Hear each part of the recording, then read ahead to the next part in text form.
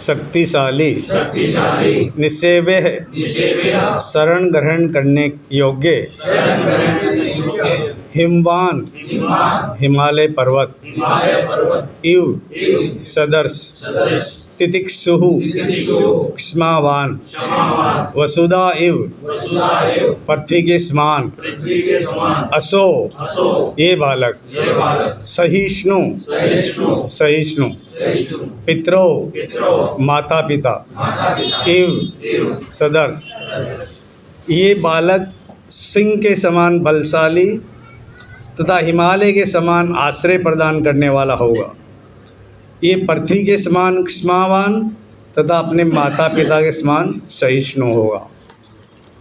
ओम अज्ञानतिमिरान्धस्य ज्ञानाञ्जनशलाकया चक्षुरुन्मीलितं तस्मै श्री गुरुवे श्री चैतन्य मनोभीष्टं स्थापितं येन भूतले स्वं रूपकदा मह्यं ददाति स्वपदान्तिकं वन्देऽहं श्रीगुरोः श्रीयुतपदकमलं श्रीगुरुन् वैष्णवंश श्रीरूपं सागरजातं सहगणरघुनाथान्वितं तं सजीवं सावद्वैतं सावधूतं परिजन सहितं कृष्ण चैतन्य देवं श्री राधा कृष्ण पादां सहगणललिता श्री हे कृष्णा करुणा सिंधु दीनबंधो जगतपते गोपेश गोपिका कांत राधा तप्त कांचन गौरांगी राधे वृंदावनेश्वरी वृषभानुसुते देवी प्रणमामि हरिप्रिये वंशा कल्पतरुभ्यश्च कृपा सिन्धुभ्येव च पतितानां पावनेभ्यो वैष्णवेभ्यो नमो नमः। श्री कृष्ण चैतन्य प्रभु नित्यानंद श्री अद्वैत गदाधर श्रीवासादि गौर भक्त वृंद हरे कृष्णा कृष्णा कृष्णा हरे हरे हरे राम राम हरे। सभी भक्तों को मेरा प्रणाम। आज हम लोग भागवतम के पहले स्कंद के 12वें अध्याय का 22वां नंबर श्लोक को पारायण करने का प्रयास करेंगे, समझने का प्रयास करेंगे। मृगेंद्र इव विक्रांतो निसेव्यो हिमवानिवः तितिक्षुर वसुदेवासो सहिष्णु पितराभिव। अध्याय का नाम है सम्राट परीक्षित का जन्म। तो ये अपने आप में जो नाम है वो इतना महत्वपूर्ण है। परीक्षित महाराज का जन्म, जैसे परीक्षित महाराज पूरे विश्व के चक्रवर्ती सम्राट थे और ब्राह्मण बालक ने उनको श्रापित किया था। वो चाहते तो उस श्राप को निरस्त कर सकते थे, लेकिन नहीं, उन्होंने उनके श्राप को स्वीकार किया, स्वागत किया और समय का सदुपयोग किया, जिसका लाभ आज हम लोग को मिल रहा है। गंगा के तट पे शुक्रताल में वो वट वृक्ष के नीचे जाके सुखदेव गोस्वामी सामने बैठ गए और भागवतम का प्राकट्य हुआ।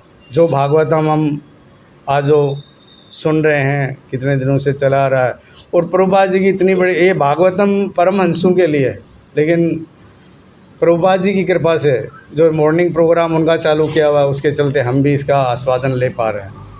और जो भागवतम निर्मल पुराण है, अमल पुराण है, जिसमें अभी जो रोज़ हम लोग पढ़ते हैं कि नित्यम भागवत सेवया नष्ट प्रायेषु भद्रेषु, हमारे सब तरह के अभद्र नष्ट हो जाते हैं। तो कितनी बड़ी परीक्षित महाराज की दया है हमारे ऊपर, कितने दयावान हैं, कितने करुणामय हैं, और कितना बड़ा उपकार हमारे ऊपर है, जिसका कर्जा हम कभी नहीं चुका पाएंगे। वो चाहते तो निरस्त कर देते, तो ये भागवतम का प्राकट्य नहीं होता और हम लोग को ये अमृतुल्य वचन सुनने को, पढ़ने को या नहीं मिलते। तो परीक्षित महाराज का तो जितना उपकार हम माने उतना कम है। तो इनके मतलब जन्म बोलो तो बहुत मतलब दिव्य है, बहुत बड़ी बात है मतलब। और इसमें पहले के श्लोक में जैसे बताया है कि परीक्षित महाराज का जन्म होता है तो उनके दादा श्री युधिष्ठिर महाराज विद्वान ब्राह्मणों को बुलाते हैं, संस्कार करवाते हैं और खुश होकर के विद्वान ब्राह्मणों को सोना चांदी, जमीन, भूमि, हाथी, घोड़े, उत्तम अन्न, इनका दान देते हैं। तो ब्राह्मण भी खुश हो जाते हैं और फिर परीक्षित महाराज का बखान करने लगते हैं, उनके गुणों का वर्णन कर लग जाते हैं कि ये बालक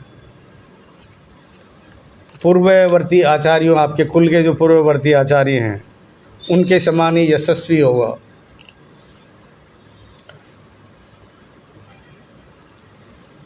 और कहते हैं कि मनुपुत्र इक्ष्वाकु की तरह प्रजा का पालन करने वाला होगा, दशरथ पुत्र भगवान श्री राम की तरह सत्य संध या सत्य वचन का पालन करने वाले होंगे, दृढ़ प्रतिज्ञ होंगे, सुप्रसिद्ध उसिनर नरेश राजा शिवी की तरह दानवीर होंगे और शरणागतों के रक्षक होंगे, शरणागतों को रक्षा करेंगे। और ये अपने कुल का नाम और यश उसी प्रकार फैला देंगे जिस प्रकार महाराज दुष्यंत के पुत्र भरत महाराज ने फैलाया। और महान धनुर्धरों में ये अर्जुन के समान होगा। तो इस श्लोक में क्या बता रहे हैं? अब ये इतना ये पुराना हमने देखा, लेकिन इस श्लोक को हम समझेंगे कि इसमें क्या बोल रहे हैं। तो इसमें क्या बोले हैं? मर्गेंद्र इव विक्रांतो, प्लस सिंह के समान वो शक्तिशाली होंगे। शेर होता है ना, सबसे शक्तिशाली होता है, उसको जंगल का राजा बोला जाता है। और कद में अपने से कितना बड़ा ऊंट होता है, हाथी होता है, उनका भी वो शिकार कर लेते हैं, तो बहुत शक्तिशाली होता है। तो बोले ये आपका जो बालक है ये बहुत शक्तिशाली हुआ सिंह के वर्ष। इससे हम समझ सकते हैं कि कली को दंड देने के लिए तैयार हो गए थे, और कली तो कितना शक्तिशाली है, कली का जो अभी चल रहा समय, लेकिन उसको भी दंड देने के लिए वो तैयार हो गए। लेकिन वो तो क्या हुआ कि वो शरणागत हो गए, तो छोड़ दिया उनको। निसेव्य हिम वानिवय, निसेव्य मतलब शरण ग्रहण करने वाले में हिमालय पर्वत की तरह होंगे। हिमालय पर्वत मतलब हिमालय पर्वत में योगी जाते हैं योग सिद्धि प्राप्त करने के लिए, भक्त लोग भी जाते हैं भक्ति करने के लिए।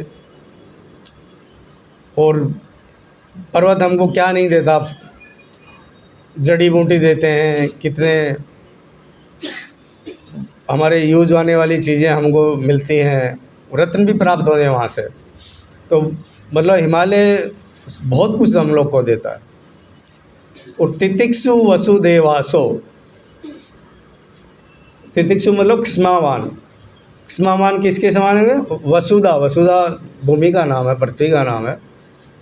पृथ्वी के समान क्षमावान होंगे। पृथ्वी हम लोग को कितना क्षमा करती है, पृथ्वी पे हम कितने अत्याचार करते हैं, चलते कहीं भी थूक देते हैं, पेशाब कर देते हैं, लेटरिंग भी कर देते हैं। पहले के ज़माने, अभी तो बाथरूम वगैरह हो गए, पहले करते ही थे।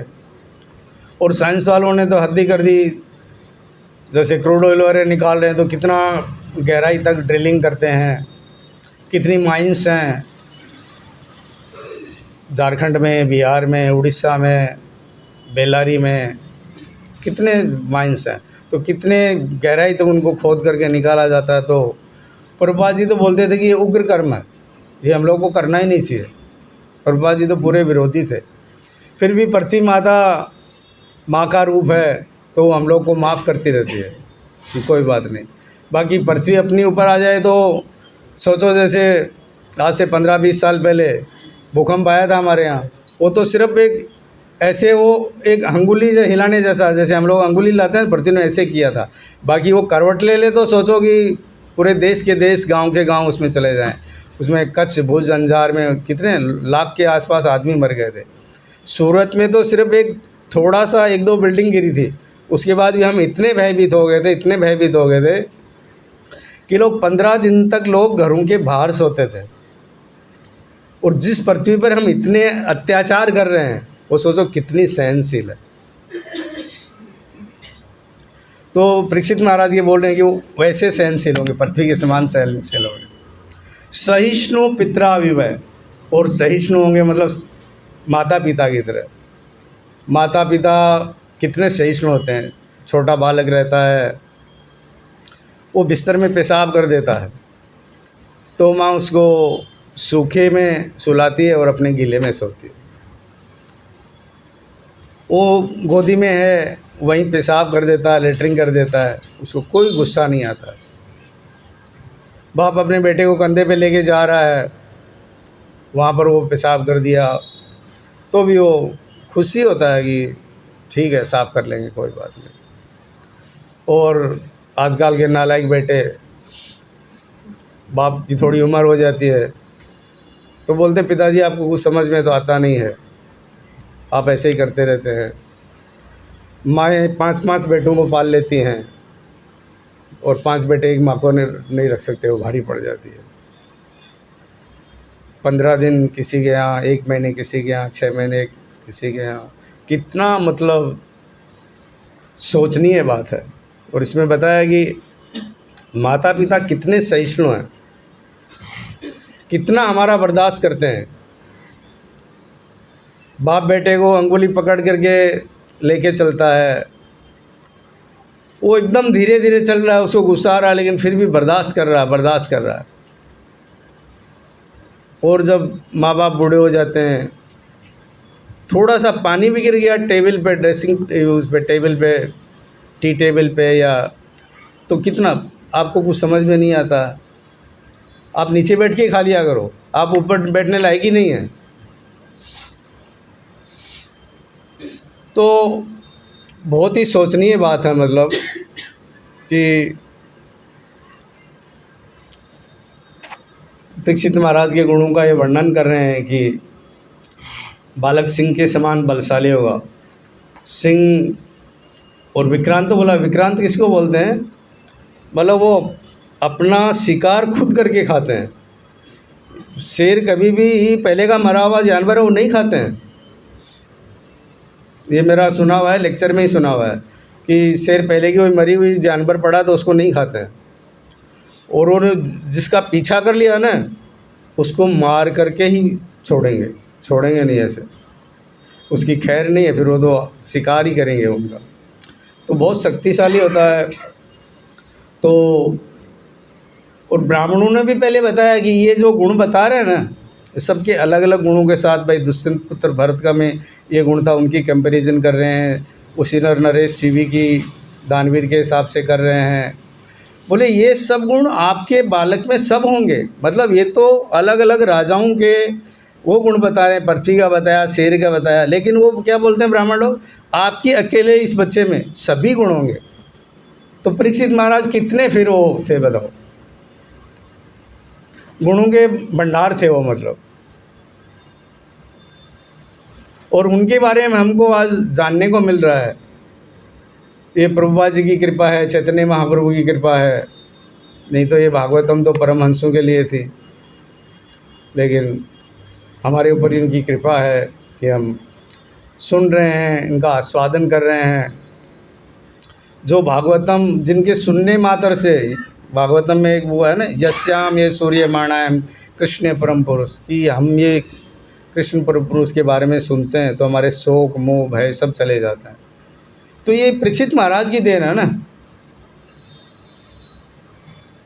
उनके सुनने तो वो नहीं है श्रवणताम सवकताम कृष्ण पुण्य श्रवण कीर्तन, कि हम इनके भागवतम के बारे में, भगवान के बारे में सुनते हैं।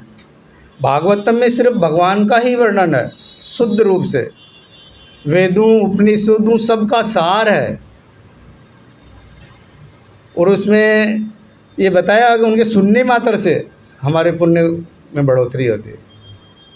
तो ये परीक्षित महाराज की हमारे ऊपर करुणा है, कितने दयावान हैं। वो चाहते तो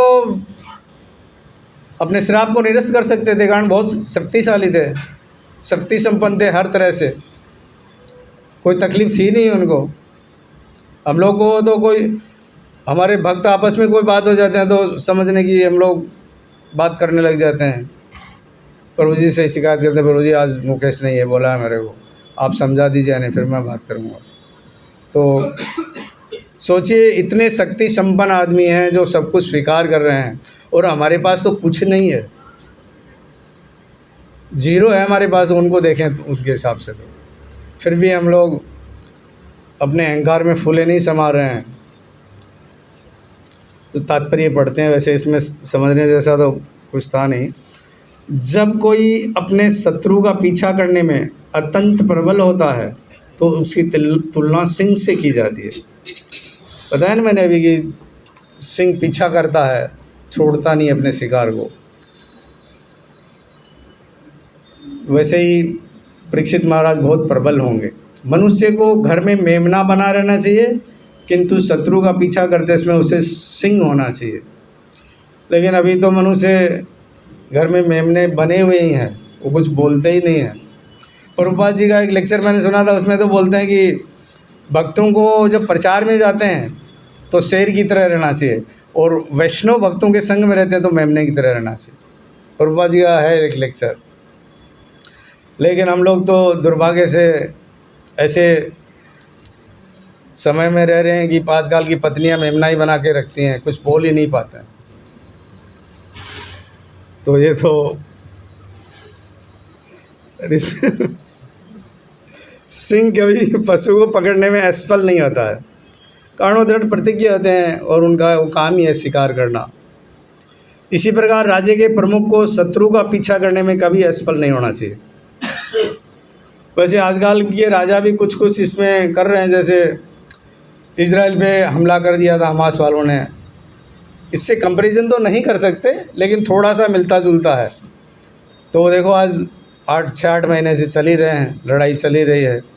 बाकी पहले के राजा तो युद्ध में खुद शामिल होते थे, आजकल के तो टेलीफोन पे, मोबाइल पे उसमें लगे रहते हैं, गाइडलाइन देते रहते हैं, ये करो वो करो, ये करो वो करो। बाकी पहले के जो क्षत्रिय राजा होते थे वो खुद शामिल होते थे और अपनी क्षत्रियता को साबित करते थे। हिमालय पर्वत अपनी समृद्धि के लिए विख्यात है। वहाँ रहने हेतु अनेक कंदराएँ हैं, भोजन ग्रहण करने के लिए उत्तम फलदार वृक्ष है, पानी पीने हेतु निर्मल झरने हैं और रोगों को ठीक करने हेतु अनेक औषधियाँ तथा खनिज हैं। देखिए हिमालय पर्वत कितनी वस्तुएं देता है। तो अब हमने पहले भी 4थे अध्याय में कि 5वें अध्याय में व्यासदेव जी का और नारद जी का संवाद था, तो उसमें नारद जी की माँ बढ़ जाती तो उत्तर की तरफ जाते हैं, उत्तर मतलब हिमालय पर्वत की तरफ ही जाते हैं।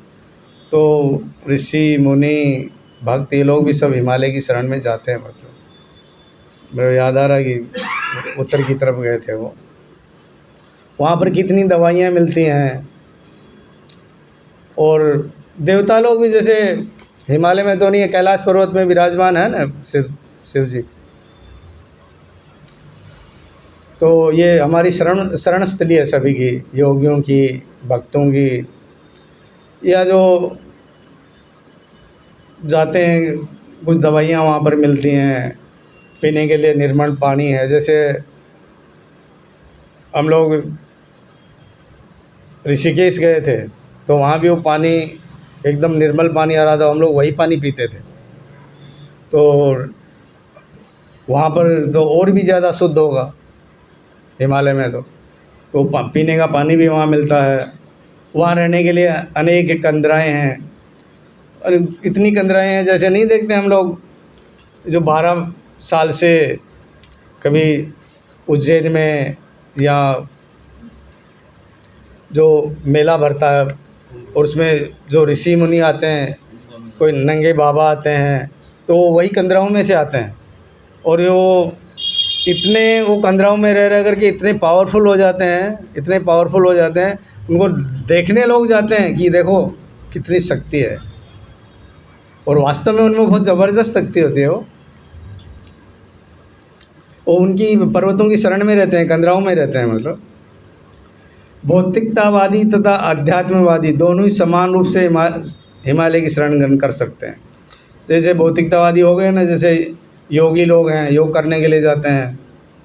अध्यात्मवादी अपने भक्ति को पूर्ण करने के लिए जाते हैं, कारण वहाँ थोड़ा अकेलापन रहता है, तो डिस्टर्बेंस नहीं होता है, तो उसमें आराम से आप अपनी भक्ति कर सकते हैं।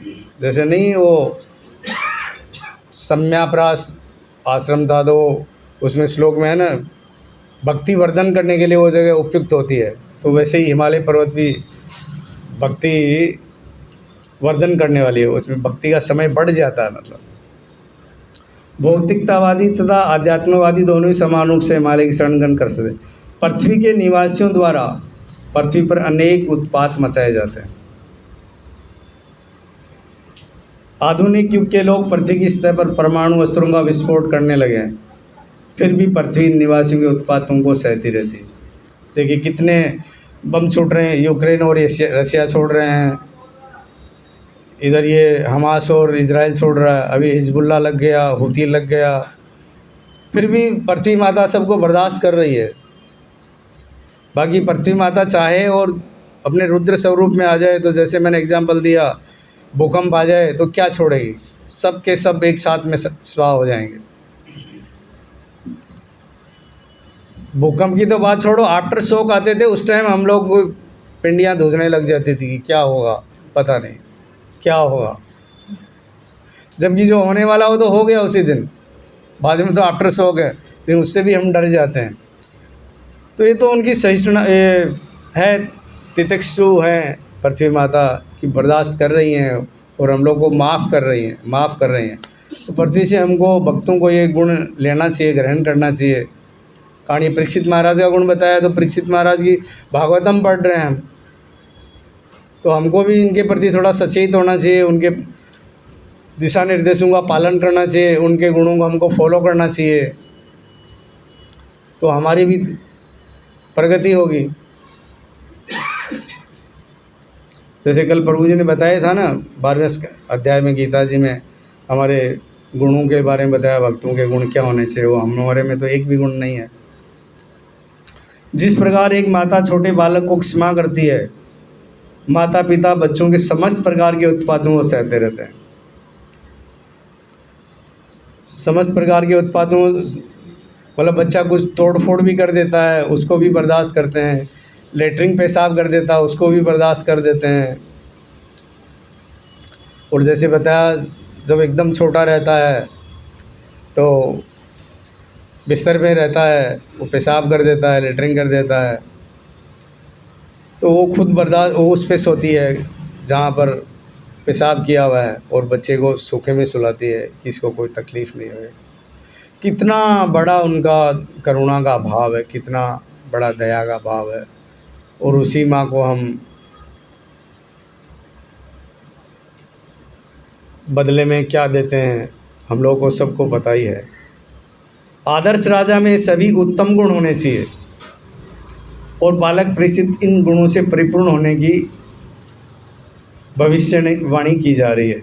जो विद्वान ब्राह्मण थे ये भविष्यवाणी कर रहे थे कि ये बालक सिंह के समान बलशाली, हिमालय के समान आश्रय प्रदान करने वाला, माता की तरह, पृथ्वी की तरह सहनशील, सहिष्णु, पिता की तरह, माता की तरह, और कितने गुण पहले बताएं। तो परीक्षित महाराज का बहुत सुंदर वर्णन किया गया है। तो हम लोग को परीक्षित महाराज के नक्शे कदम पे चलने का प्रयास करना चाहिए। बाकी इस श्लोक में ऐसा कुछ बताने जैसा है नहीं। बाकी हम लोग को भगवान की भक्ति करके उनके दिशा निर्देशों का पालन करना चाहिए। भक्ति के माध्यम से ये देखो परीक्षित महाराज में ये गुण आए कैसे, ये भगवान के महान भक्त थे, ये गुण भक्तों में ही आ सकते हैं। इसका मतलब हम लोग भक्त नहीं है, फिर एक भी गुण नहीं आ रहा, इसका मतलब हम शुरुआत ही नहीं किए अभी तक।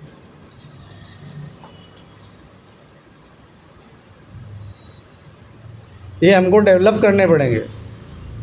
हम लोग अपनी बुद्धि से ये नहीं कर पा रहे हैं, तो हम लोग को गुरु मिले, साधु मिले, शास्त्र मिले हैं, इनकी शरण में हम जाएं। गुरु हमको बताएंगे, गुरु को पता है कि किससे क्या काम करवाना है, किसको क्या बोलना है। वो जैसी भक्ति की कैपेसिटी होती है उस हिसाब से उनको कार्य का बंटवारा करते हैं और उनकी भक्ति में प्रगति के लिए वो बोलते हैं। लेकिन हम लोग को गुरु की शरण में जाना चाहिए। शास्त्रों में आदेश है तस्मात् गुरुम प्रपद्येत श्रेय उत्तमम। यदि हमको कोई अच्छी चीज़ जाननी है, उत्तम चीज़ जाननी है, तो हमको गुरु की शरण में जाना चाहिए। गुरु हमको शास्त्र के हिसाब से बताते हैं। शास्त्र भी हम लोग को प्रभुपाद जी की कृपा से मिले हुए हैं, लेकिन गुरु के पास जाकर हम तो ये बताते हैं कि प्रभु जी आपने ये क्या किया, तो हम लोग में वो गुणों का डेवलपमेंट नहीं होगा। विनम्र भाव से जाना पड़ेगा। जैसे भगवद गीता में बोला है, तत्विधि प्रणिपाते न प्रिप्रश्ने न सेवया उपदेक्षन्ति ते ज्ञानम ज्ञानिनस्तत्वदर्शी। वो तत्वदर्शी हैं, उनका भगवान का उन्होंने नज़दीक से दर्शन किया है। वो आपको तत्व के बारे में बता सकते हैं कि आपके लिए सही क्या है, गलत क्या है। तो गुरु के आदेशों का हमें पालन करना चाहिए और गीता और भागवतम पढ़नी चाहिए। हरे कृष्णा।